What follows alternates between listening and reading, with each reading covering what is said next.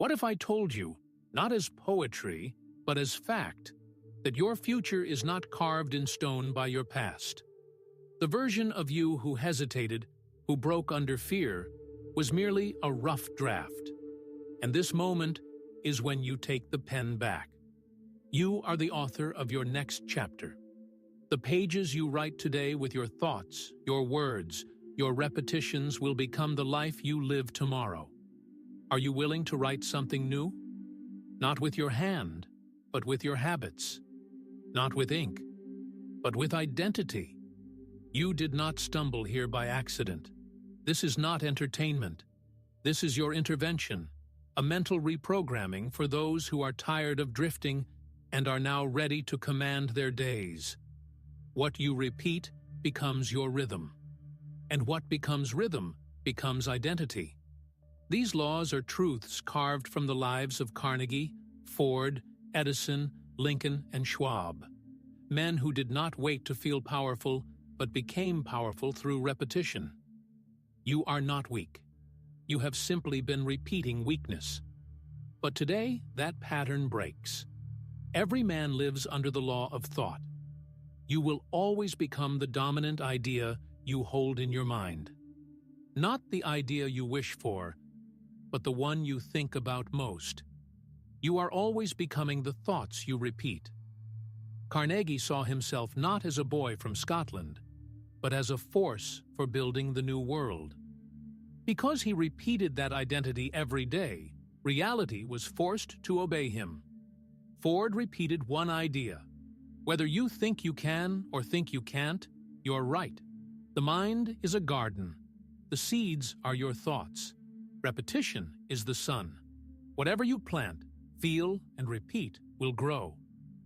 Edison's dominant thought was always, "It will work." He returned to that thought 10,000 times, and the failures could not touch his identity. What do you think about most? When the noise is gone, what thought do you rehearse in silence? That thought is your true belief, and that belief is building your results. Guard your thoughts like treasure. Speak your identity daily. Write your aim clearly. I am not a prisoner of random thought. I am the architect of focus. What I think about most, I become. So I choose to think power. Faith and fear cannot occupy the same space. One will dominate, the other will die. The moment a man chooses faith, he begins to kill fear by starvation. Faith is belief installed through repetition and solidified by decision. Ford's engineers told him the 8-cylinder engine was impossible. He said, "Build it anyway." He repeated it until they succeeded. His faith was louder than their fear. Edison failed 10,000 times. The average man quits after 3 attempts, but Edison was possessed by purpose. Lincoln wrote affirmations to himself during the darkest days of the Civil War. He knew that if he let fear govern his thoughts, the nation would fall. Faith is not emotion. Faith is identity. I move before I feel ready. I trust before I see results. I act in faith. I build in faith. I win in faith. Fear will not dissolve through time. It must be replaced by repeated belief, decisive action, and relentless forward movement. From this day forward, I will not obey fear. I will act in faith. I will move like a man who has already won. A man without a chief aim is not truly living. He is merely existing. But the man who carries a definite chief aim and repeats it daily is dangerous. He is focused. He is immune to drift. Carnegie's chief aim was to become the Steel King of America. Every decision he made served that single aim. Ford's chief aim was to make the automobile affordable to every working man. That aim drove every innovation. You do not need 1,000 goals. You need one dominating goal. Purpose is not discovered. It is declared. Write your chief aim in present tense. Repeat it with emotion every morning and every night. Act in alignment daily. Your life will either be the result of a definite chief aim or the result of other people's agendas. There is no middle ground. Knowledge is potential power. Only when it is specialized, focused, and applied with purpose does it become actual power. Ford didn't need to clutter his mind with facts he could summon from a man he hired. His genius was knowing exactly what he needed and how to apply it with ruthless efficiency. The world does not reward the most intelligent. It rewards the most useful. Usefulness is born of specialization.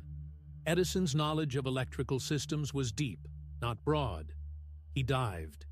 He understood filaments better than anyone alive. The great man chooses one mountain and climbs it.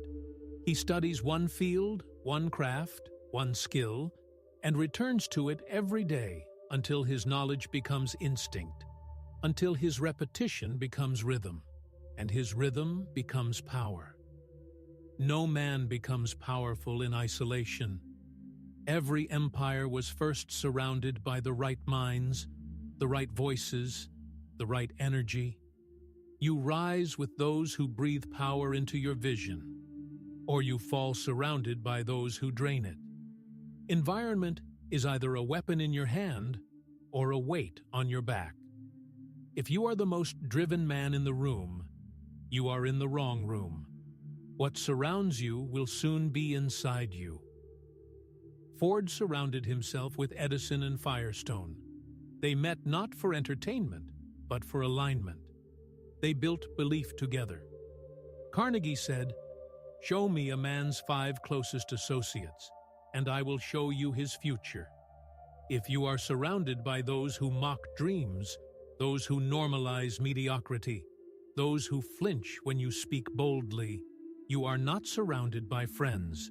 You are surrounded by limitations. Before your future becomes reality, it becomes vocabulary. Before you become powerful, you must speak power. You must speak as if the victory is already yours. Ford said, "Whether you think you can or think you can't, you're right." When Ford was told the V8 engine couldn't be built, he simply said, "Build it anyway." His speech aligned with his identity. And identity builds results. Your words are commands to your nervous system. If you say, "I'll try," your mind hears, "We're not certain." But if you say, "This is who I'm becoming," if you say, "It is done," your mind begins rearranging itself around that command. The subconscious obeys tone, it obeys rhythm, it obeys language. I am the kind of man who finishes what he starts. I do not flinch. I do not fold. I walk as if the mountain has already moved. You don't speak what's real. You speak what will become real. You speak it before you see it. This is how you tell your mind, "I am in control now." Without movement, belief dies on the battlefield of hesitation. You must act like fire. You must move. Not tomorrow, not once you're ready, but now. Action is how you prove belief. Ford had a vision that seemed laughable. Roads were not ready. People were skeptical. But he acted anyway. He said, "You can't build a reputation on what you are going to do. Only movement builds legacy."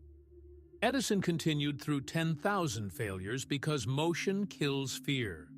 When you're moving, fear can't land on you. It can only attach itself to stillness. Your delay is a lie. Confidence is the result of action, not the prerequisite. You must act before you're ready. You must move before your legs stop shaking. Motion creates belief. The man who acts begins to believe he is the kind of man who acts. You are what you do, not what you think, not what you dream, but what you move toward. Lincoln moved when advisors told him to wait on the Emancipation Proclamation. He understood that greatness is forged in decision. He signed the paper. He declared freedom. And history changed that day. From this moment on, you act before you feel ready. You train your nervous system that decisiveness is your default. I do not delay. I act as if it's already done. I train my mind through motion. Carnegie repeated his chief aim daily aloud with emotion. He wrote it down, spoke it, affirmed it until it saturated his subconscious. Ford spoke belief to himself, even when no one else did. Edison's resilience came from repetition of empowering language. Lincoln trained his mind through journaling and deeply held affirmations. You must become militant about your inner voice. You must speak what you want to become, not what you fear. I do not speak weakness. I install power. I do not rehearse defeat. I rehearse identity. Your subconscious mind does not judge. It simply records. It listens to your most repeated, most emotionally charged language and accepts it as truth. Write affirmations that match the man you want to become and speak them aloud every day with emotion. Most men drift because they never decided what a successful day looks like. You must design your day the way an architect designs a building. Every hour must have a target. First hour, silence, autosuggestion, visualization. Second hour, deep work. Third hour, execution. I am the commander of my time. My calendar is my shield. My schedule is my sword. No hour is random. No moment is wasted. I build every day like a brick in a legacy. The enemy of your future is not just fear. It is identity. The quiet agreement you made with mediocrity about who you are. That agreement must be burned right now. If you do not destroy the old identity, you will always return to it. You are addicted to the man you used to be, and that addiction will be the reason you die with your music still in you. Lincoln had to kill the part of himself that feared criticism. Carnegie acted as the man he was becoming, not the man he had been. Ford made a final decision. I am the man who changes transportation forever. Every time you act like the man you used to be, you teach your mind to stay there.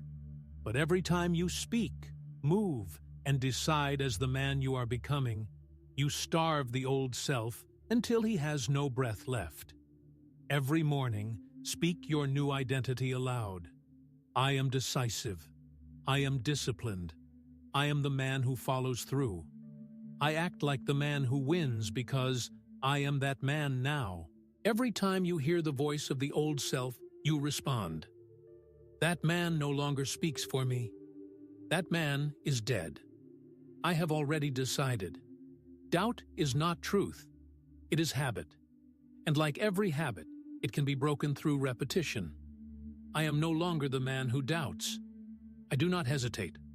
I do not delay. I walk in identity, not insecurity. I repeat power until weakness dies. You are not the man shaped by failures. You are the man awakened by them. Every delay, every doubt. It was the setup, the tension before the breakthrough. What story will you write now? Will you continue the old chapter where fear dictates your pace? Or will you rewrite it? Will you flip the page and declare, "This is the chapter where I become untouchable"? These laws are the new rules of your identity. If you want to become unrecognizable, you must repeat this speech. You must repeat these laws. You must repeat your belief until your subconscious knows no other way to live. Carnegie rehearsed power every morning. Ford repeated belief until it became inevitable. Edison forced success into reality. Lincoln chose identity every day. And now it is your turn. Every morning, speak one law aloud. Then, at night, return to this speech. You do not skip a day. You repeat until repetition becomes identity. I am not broken. I am unwritten. The past was preparation. I choose what happens next. I repeat my power. I reject my doubt. I am the author now, and I do not look back. Your identity is what you repeat. And the man who repeats power becomes power. I am the rewrite. This is my chapter.